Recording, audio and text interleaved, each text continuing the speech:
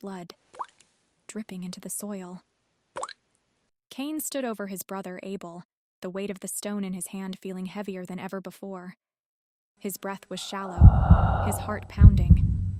Abel's lifeless body lay still, eyes open, staring blankly into the sky. The earth, once filled with the laughter of two brothers, now soaked with the evidence of a terrible betrayal. How did it come to this? Let's go back to the beginning. Cain and Abel, the firstborn sons of Adam and Eve, were brought into a world still fresh with the memory of paradise. Cain, the older brother, was a farmer, tilling the soil to grow crops.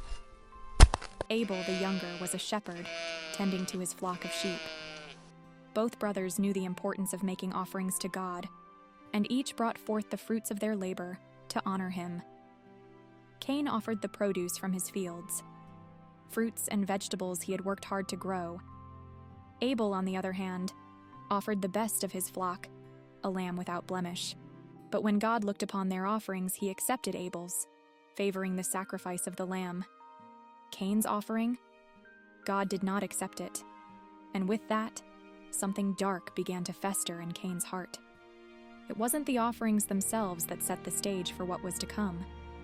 It was what they represented. Abel's sacrifice came from a place of true worship, from the heart, while Cain seemed to be lacking that depth.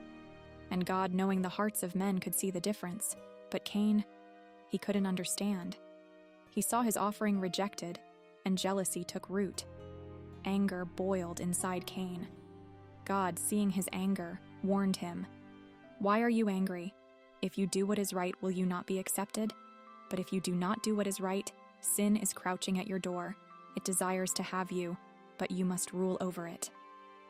God's words were a plea, a warning. Sin was lurking, waiting to pounce.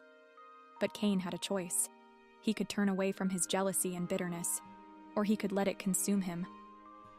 Sadly, Cain made the wrong choice. He invited Abel out into the fields, where the two brothers often worked side by side. But this time, Cain had something far more sinister in mind. With no one around to witness, Cain turned on his brother and struck him down. Abel, his own flesh and blood, lay dead. For the first time in human history, the earth tasted the blood of the innocent. The weight of this act was catastrophic, not just for Abel, but for Cain, for humanity, and for the relationship between God and man. In the silence of that field, God's voice called out, "Cain, where is your brother Abel?" Cain, cold and defensive, responded with words that would echo through time. "Am I my brother's keeper?" God, of course, already knew the answer. "What have you done? Your brother's blood cries out to me from the ground." Cain was cursed. No longer would the earth yield its crops for him. He would be a wanderer, a restless fugitive, marked so that no one would kill him. But even in this punishment, God showed mercy. Cain was not abandoned, but sent away with a mark of protection. The story of Cain and Abel isn't just about jealousy and anger. It's about the choices we make when we feel wronged. Cain had a choice, to turn from his jealousy or to let it lead him to destruction. And sadly, he chose the latter. The lesson here is clear. Anger and jealousy can quickly lead us down a dangerous path if we don't confront them.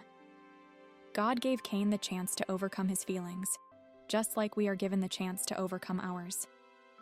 The question is, will we be our brother's keeper? Or will we let jealousy and anger take control? This story reminds us that our actions have lasting consequences, and the choices we make shape not only our lives, but the lives of those around us. What other stories from the Bible would you like to hear? Drop a comment below and let us know. If you enjoyed this retelling, don't forget to like, share, and subscribe to the channel for more engaging stories from the Bible. See you in the next episode.